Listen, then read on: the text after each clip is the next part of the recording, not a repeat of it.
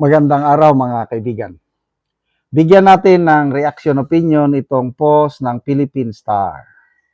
Pahayag ito ni acting, I don't know kung siya ba ang acting Senate President Kuno Gatchalian.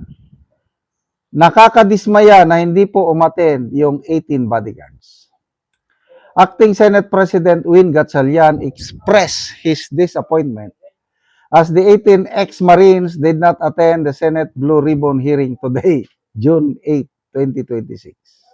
Sabi niya, nakakadismaya na hindi po umattend yung 18 bodyguards. Yung kanilang abogado na si Attorney Baligod at si Ginong Mike Defensor dito sa ating patawag.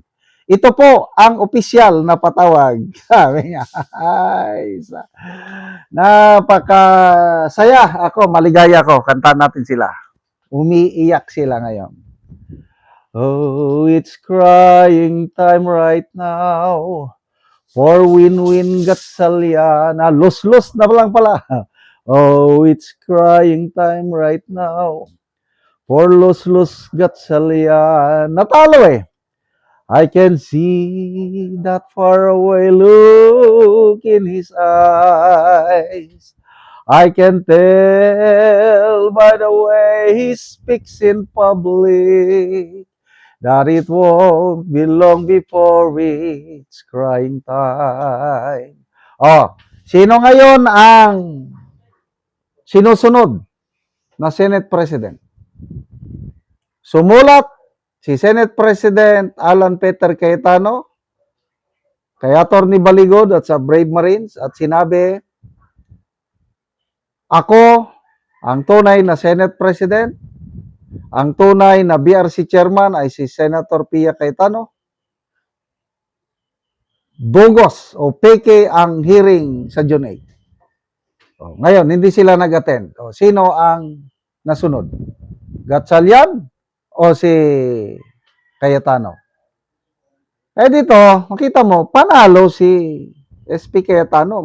Masayang-masaya siya ngayon, panalo. Samantalang si Gatchalian, dismayado. Tingnan natin ang reaksyon ng taong bayan. Dito mo makikita. 26,000 ang nag-react. 21,000 ang tumatawa, 4,600 ang nag-like, 216 ang galit. So, percentage-wise, nasa 90+%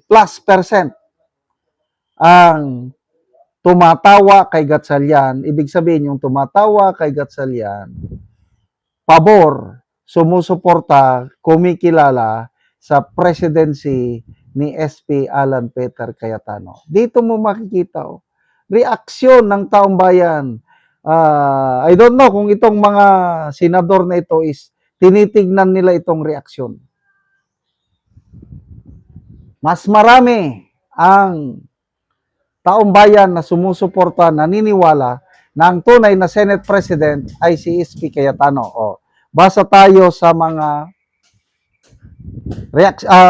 comments. Karma Israel, sabi niya, fake Senate President. Gatchalian.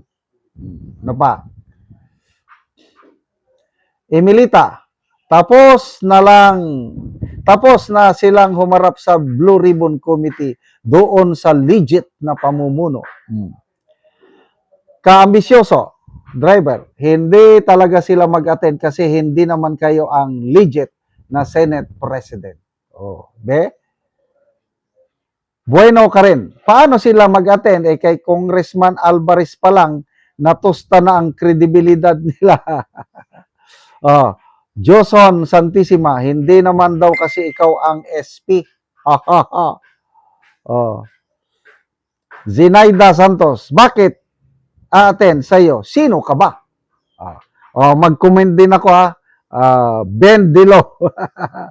I-comment ko na lang dito. Ben Dilo Group. Ben Dilo Black. Mga Ben Dilo ang mga yan eh. Ano ba? Harvey Alforque. Anong gagawin nila dyan? Loto-loto. Oh, nagmura. Emmanuel Apego. Mga PI. Nagmura. Kayo ang naggagaguhan dyan gamit pera namin, mga kupal. Pweh!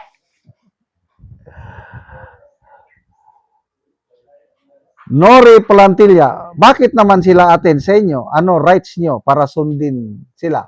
Sundin kayo. Chris Montilla, you're just assuming a lot, Win.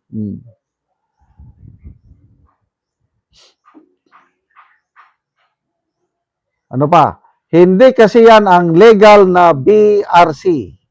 Jinghan, sino ba naman kasi kayo umatin sila? But sino kayo, Gatsalyan? Tandanan mo, illegal SP ka. Kahit naman ako, basta illegal, di ko gusto kikilalanin. So,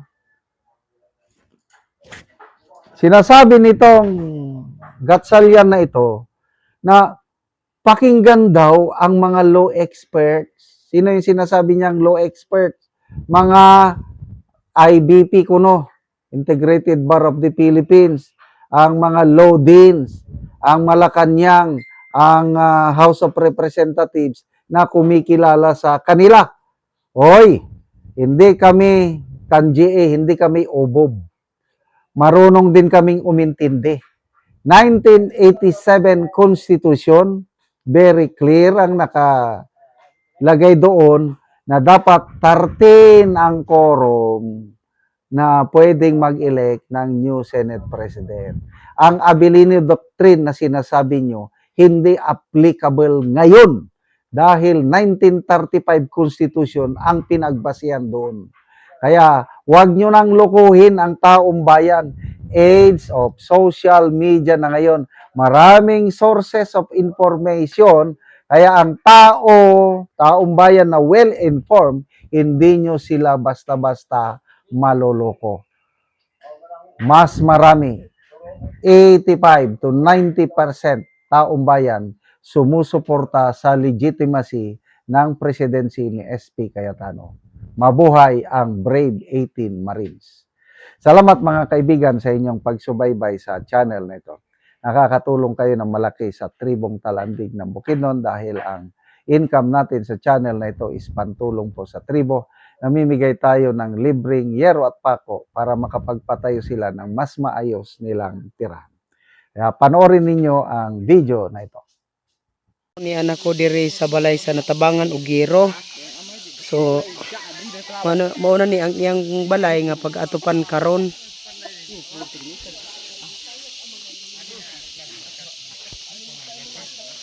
So mao na ni ang iyang pag-atupan. So daan na di ini gisalugan og gidingdingan. Ug mao na ni ang iro nga among gihatag nga ilang i-atop karon.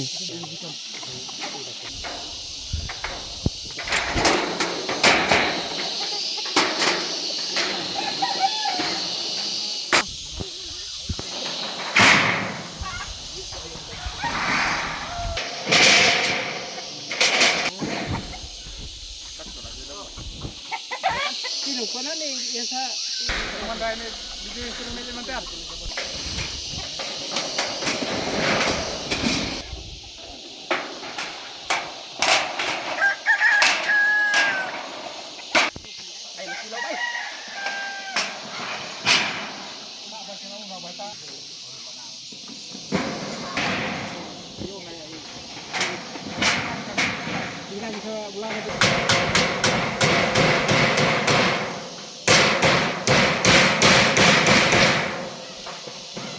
Karon naman nagyod sa pag-atop ang ginatabang nga yero, so makita nato nga nag-atop nagyod ang natabangan ani. Sa Ginoo nga ninabangan ko og sin nga nakatop nagyud ko nga di na kumulan na So kwarta taman ra gyud sa pagkaon. So taman ra sa pagkaon ang inyong kwarta nga mamusuhan. Magyud kayo nga nakatop ra gyud ko. So salamat kaayo.